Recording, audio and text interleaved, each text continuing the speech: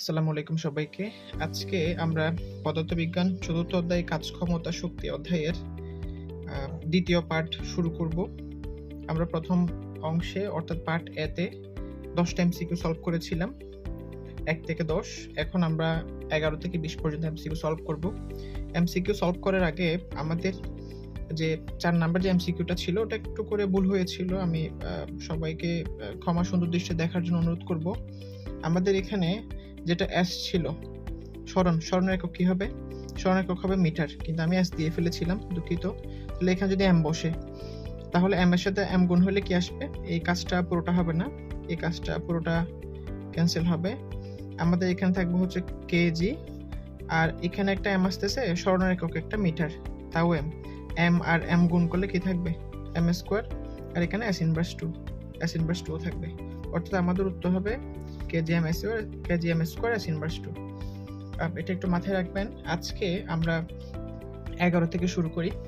১১ নম্বর প্রশ্নে আমাদেরকে বলা হয়েছে ৪ মিটার ব্যাসার্ধের বৃত্তাকার পথে অতিক্রান্ত দূরত্ব কত? এটা মূলত বলা হয়েছে যে এটা যদি পরিধি বরাবর অতিক্রম করে বা একবার অতিক্রম করে, ৪ মিটার ব্যাসার্ধের বৃত্তাকার পথে একবার অতিক্রম করলে দূরত্ব কত? এখানে একবার কথাটা আসেনি, তো আমাদেরকে বের করতে বলছে দূরত্ব। তো আমরা জানি কোনো একটা বস্তু একটা বৃত্তাকার পথ অতিক্রম করলে তার পরিধির সমান পথ অতিক্রম করে। তো একটা বৃত্তের ব্যাসার্ধ যদি আর হয়, ব্যাসার্ধ আর হইলে এখানে আর দেওয়া আছে 4 মিটার। তো বৃত্তের পরিধির সূত্র হচ্ছে কি 2 পাই আর, এটা আমরা জানি, এটা হচ্ছে বৃত্তের পরিধির সূত্র। তো বৃত্তের পরিধির সূত্র 2 পাই আর হলে, তো এই সূত্র যদি 4টাকে যদি এখানে বসাই তাহলে কত আসবে আমরা একটু দেখি। 2 ইন্টু 3.1416 ইন্টু আর মানে হচ্ছে 4, এটি 25.138। এটাই, যেহেতু আমাদেরকে দূরত্ব বের করতে বলছে, আমরা সরাসরি পরিধি থেকে দূরত্বটা পাইতে পারি। কত আসে? 25.13। তাহলে উত্তর হবে গ। আমাদের পরবর্তী প্রশ্ন বলা হয়েছে উপরের 11 নং প্রশ্নে বল 100 নিউটন হলে কাজ কত? আমাদের বলছে 11 নং প্রশ্নে কাজ কত, তো কাজ বের করতে বলছে। কাজ মানে কি? ডাব্লিউ ইকুয়াল টু হচ্ছে এফএস, যেটা আমরা বিগত কিছু প্রশ্নে দেখে আসছিলাম। কাজের সূত্র আমরা জানি কি ডাব্লিউ ইকুয়াল টু হচ্ছে এফএস। তো এখানে এফ মানে হচ্ছে 100 নিউটন এবং এস মানে কি? এস মানে হচ্ছে সরণ। একটা কথা মাথায় রাখতে হবে, বৃত্তাকার পথে কোন একটা বস্তু ঘুরতে থাকলে কেন্দ্র বরাবর সে একটা বল লাভ করে, তাকে বলা হয় কেন্দ্রমুখী বল। তো ইন্টারিকেলে আমরা এফ এস কস থিটা নামে একটা সূত্র পাবো, অর্থাৎ কাজের পরিমাণটা থিটার উপরও কিন্তু নির্ভর করে। তো একটা বস্তু যখন বৃত্ত বরাবর ঘুরতে থাকে তখন হচ্ছে 90 ডিগ্রি কোণে যদি বস্তুটি এখানে থাকে, তাহলে এই কেন্দ্রের সাথে বস্তুটার যে কেন্দ্রমুখী বসে 90 ডিগ্রি কোণে, অর্থাৎ থিটা মানটা তখন কত ডিগ্রি হবে? এসটা বসালাম cos 90 ডিগ্রি। আমরা জানি cos 90 ডিগ্রির মান কত হবে? 100 ইন্টু এস। cos 90 ডিগ্রির মান হচ্ছে কত? sin 0 ডিগ্রির মান। sin 0 ডিগ্রির মান হচ্ছে 0, সো cos 90 ডিগ্রির মান হচ্ছে 0। টোটাল মানটা কত আসবে? আলটিমেটলি 0 আসবে। আমরা বলতে পারি এটা একটা মজার বিষয় হচ্ছে মনে রাখার জন্য যে বৃত্তাকার পথে কাজের পরিমাণ কত হয়? 0 হয়। এটা আমরা মনে রাখবো। শেষ। এরপরে কোন রাশি যুগলের মাত্রা এক হয়? অর্থাৎ দুইটার মাত্রা একই হবে। কাজ কর্মদক্ষতা, কাজ ক্ষমতা, কাজ শক্তি। আমরা একটা কথা মনে রাখবো, কাজ শক্তি অর্থাৎ এই অধ্যায়ে একটা হচ্ছে গতিশক্তি, একটা হচ্ছে যে বিভব শক্তি, একটা হচ্ছে যে কাজ। এই তিনটা মাত্রাটা সেম, মাত্রা এবং একটা সেম। মাত্রা হচ্ছে কি হবে? ml স্কয়ার টি ইনভার্স 2। এটা আমরা একটু মাথায় রাখবো, ml স্কয়ার টি ইনভার্স 2, অর্থাৎ কাজ ও শক্তির মাত্রা হচ্ছে একই। তারপর শক্তির মাত্রা কত? শক্তির মাত্রা এই মুহূর্তে বলছিলাম ml স্কয়ার টি ইনভার্স 2 আছে, এটা হচ্ছে ml স্কয়ার টি ইনভার্স 2। এটা আমরা গতিশক্তি বা বিভব শক্তি যে কোনো একটা থেকে বের করতে পারি। বিভব শক্তি থেকে বের করে দেখাই, যেহেতু শক্তি সব সেম। বিভব শক্তির সূত্র হচ্ছে কি mgh। তো আমরা মাত্রাটা তো বের করতেছি, তাই না? আমরা যেহেতু মাত্রা বের করতেছি, ভরের মাত্রা কি হবে? এটা যেহেতু এম হচ্ছে ভর, ভরের মাত্রা হচ্ছে বড় হাতের এম। জি কে আমরা ত্বরণ বলতে পারি। ত্বরণের সূত্র কি? ত্বরণ হচ্ছে যে এ, অনেকটা এ বলতে পারি। তো ত্বরণের মাত্রা হচ্ছে কি এল টি ইনভার্স 2 আমরা জানি। আর এইচ হচ্ছে যে আমরা এক প্রকার উচ্চতা বলতে পারি। উচ্চতার একক কি? দুঃখিত, উচ্চতা হচ্ছে মাত্রা হচ্ছে এল। তাহলে টোটাল কি আসবে? ml স্কয়ার 3/2, অর্থাৎ m বসে l এখানে একটা l স্কয়ার হবে, 3/2 বসবে, তাহলে এটা হচ্ছে ml স্কয়ার 3/2। কোথায় আছে? এখানে। অর্থাৎ গতিশক্তি, বিভবশক্তি, কাজ, তিনটা একক মাত্রা কি হবে? ml square 3/2। তারপর 15 নম্বর প্রশ্নে বলা হয়েছে অণুগুলোর গতিশক্তি কি রূপে প্রকাশ পায়? আমরা জানি অণু যখন হচ্ছে কাঁপতে থাকে বা যখন তাপ প্রদান করা হয় তখন অণুগুলো গতিশক্তিটা তাপ শক্তির উপর রূপান্তরিত হয়। এটা একটু আমরা মাথায় রাখবো, অণুগুলো গতিশক্তিটা তাপ শক্তির উপর রূপান্তরিত হয়। তারপর শক্তির সবচেয়ে সাধারণ রূপ কোনটা? আমরা আমাদের ফিজিক্স বইয়ে পড়ছিলাম গতিশক্তি, বিভব শক্তি। আর গতিশক্তি আর বিভব শক্তি দুইটাকে একত্রে কি বলা হয়? যান্ত্রিক শক্তি। সুতরাং শক্তির সবচেয়ে সাধারণ রূপ হচ্ছে যান্ত্রিক শক্তি। এরপর হচ্ছে গতিশক্তির মাত্রা। অলরেডি কিন্তু আমরা এখানে পড়ছিলাম শক্তির মাত্রা যে কথা, গতিশক্তির মাত্রা সেম কথা। আমরা কোনটা বসাতে পারি? ml স্কয়ার 3/2, ক নাম্বারটা। তারপর এইগুলো একটু ইন্টারেস্টিং, আমাদেরকে বুঝতে হবে। এখানে বলা হয়েছে যে ভর অর্ধেক বেগ 4 গুণ করা হলে গতিশক্তি কত গুণ? আমরা সিম্পলি জানি গতিশক্তির সূত্র হচ্ছে হাফ mv স্কয়ার, এটা আমরা জানি। এবার ভরকে অর্ধেক, হাফটা আমরা বসাই, এটা আমরা ই কে ধরে কাউন্ট করতেছি, হাফটা বসালাম।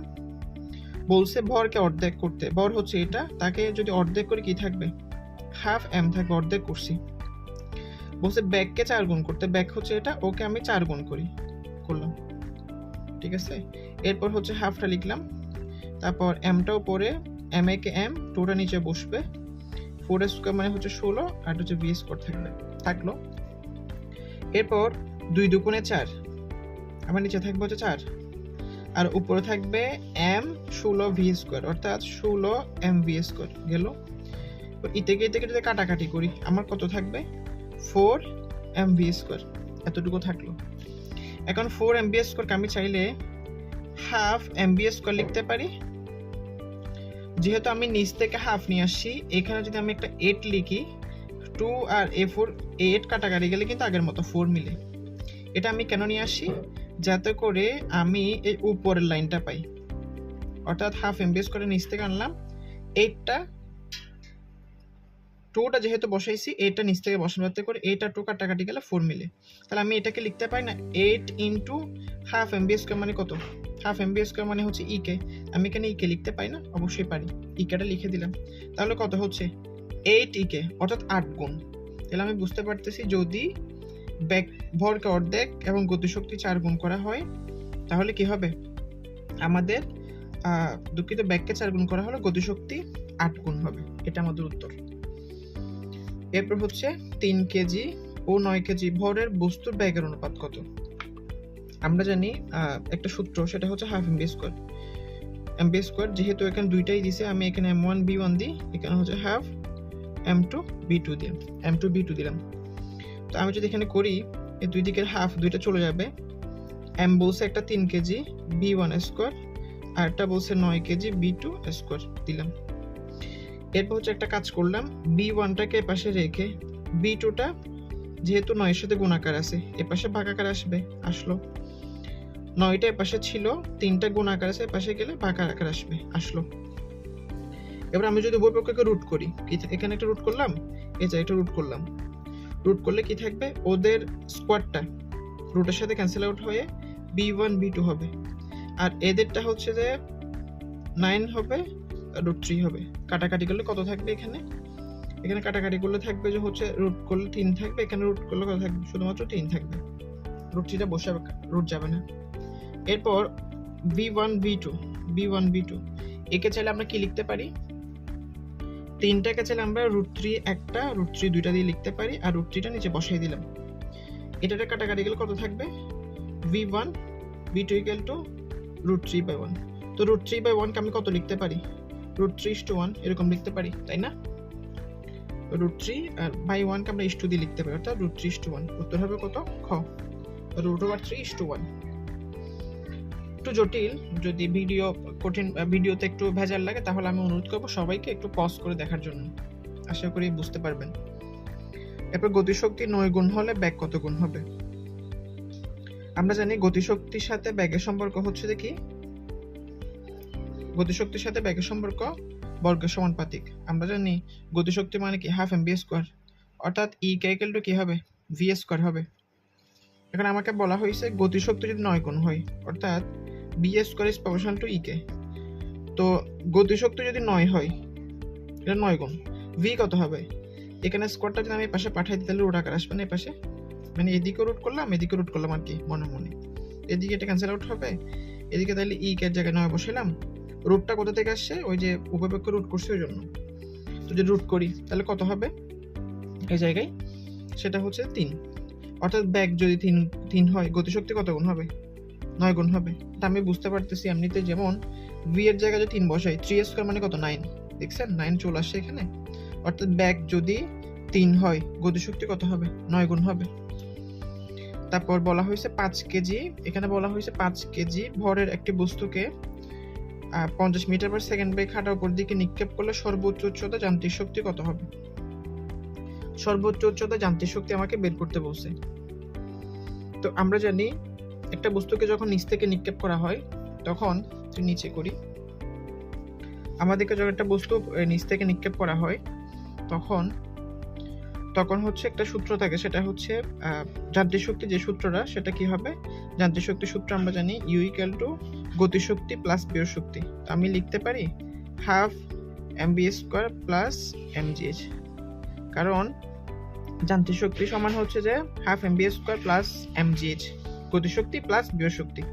অর্থাৎ আমরা এরকম লিখতে পারি ই কে প্লাস ইপি লিখতে পারি।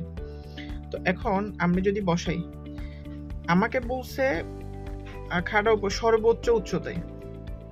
এখন সর্বোচ্চ উচ্চতায় কি জানি, বস্তুর ব্যাগ শূন্য হয়, তাহলে সর্বোচ্চ উচ্চতা যদি ব্যাগ শূন্য হয় তাহলে টোটাল কি হবে, 0 হবে। এখানে এম হবে, জি হবে, মানে এইচ কি আমরা জানি না। কেন, ও কতটুকু উচ্চতায় উঠছে এটা তো আমরা জানি না, কারণ বিভব শক্তি হিসাব করতে হয় কোথা থেকে, নিচ থেকে। তো একটা বস্তু যদি হচ্ছে নিচ থেকে নিক্ষেপ করা হয়, ও যদি এই অবস্থানে ওঠে তো ওর একটা এইচ থাকবে। তো এইচ বের করার সূত্র কি, এইচ বের করার সূত্র হচ্ছে b square equal to e square minus 2gh। Minus কেন বসিয়েছি আমরা, কারণ একটা বস্তুকে নিচ থেকে নিক্ষেপ করলে অভিকর্ষ ত্বরণ নিচের দিকে হয়, বস্তুর ব্যাক হচ্ছে উপরের দিকে, এই কারণে এখানটা মাইনাস বসবে। তো বস্তুটার ব্যাক কতটুকু ছিল, এখানে ব্যাক ছিল হচ্ছে 50 স্কয়ার দিলাম মাইনাস 2 দিলাম 9.8 দিলাম, এইচটা আমাদেরকে বের করতে হবে। এই শেষ ব্যাক কতটুকু হবে, শেষ ব্যাক হচ্ছে 0। তো আমরা এইচটা কিভাবে বের করতে পারি, এইচ ইকুয়াল হচ্ছে 50 square divide by 2 into 9.8।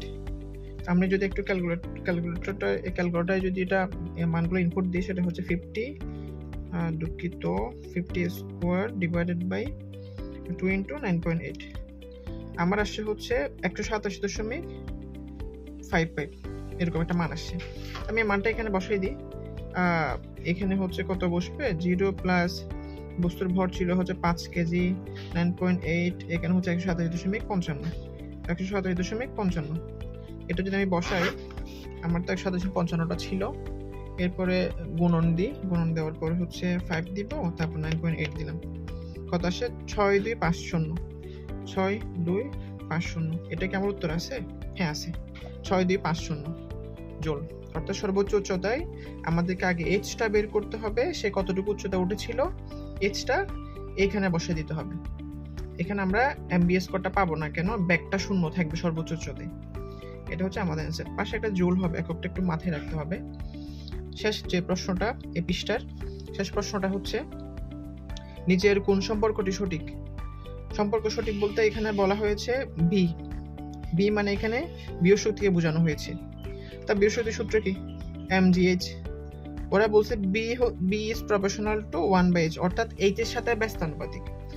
h কে এখানে ব্যস্তানুপাতিক, h কি নিচে আছে, নাই, h তো সমানুপাতিক আছে, অর্থাৎ v ইকুয়াল টু mgh, অর্থাৎ h তো এদিকে সমানুপাতিক সম্পর্ক, সুতরাং এটা হবে না। এখানে বলছে f ইকুয়াল টু mgh, আমরা জানি f ইকুয়াল টু কি হয়, f ইকুয়াল টু হয় ma অথবা mg, যে কোনো একটা আমরা লিখতে পারি, কিন্তু এখানে ওরা জোর করে h দিয়ে দিয়েছে, তাহলে এটাও হবে না। তারপর এখানে দেখি v equal to kx square, spring এর যে সূত্রটা আছে সেটা আমরা জানি v ইকুয়াল টু কি হবে, হাফ kx স্কয়ার হয়, এটা আমরা জানি, অর্থাৎ v equal to half kx square হয়। হাফটা এখানে দিয়েছিল, দেয়নি, এটাও হবে না, উত্তর হবে এটা। অর্থাৎ গতিশক্তি হচ্ছে ব্যাগের বর্গের সমানুপাতিক। গতিশক্তি সূত্র আমরা কি জানি, e K equal to half mv square, এখানে লিখছিলাম না, ওই তো অর্থাৎ ওরা কেটাকে টি নামে লিখছে আর কি। তো এখানে গতিশক্তি সম্পর্ক বি এসে দেখেন এ স্কোয়ারের সম্পর্ক, সেটা কি হবে? এটা সত্য হবে। তুমি বলতে পারতেছো উত্তর হবে কোনটা? গ নাম্বারটা। তো এরই মাধ্যমে আমি শেষ করলাম আজকের 22 নাম্বার যে প্রশ্নটা ছিল সেটা। আশা করি সবার ভালো লাগবে। ধন্যবাদ সবাইকে। নেক্সট পার্ট দেখার জন্য সবার আমন্ত্রণ রইল।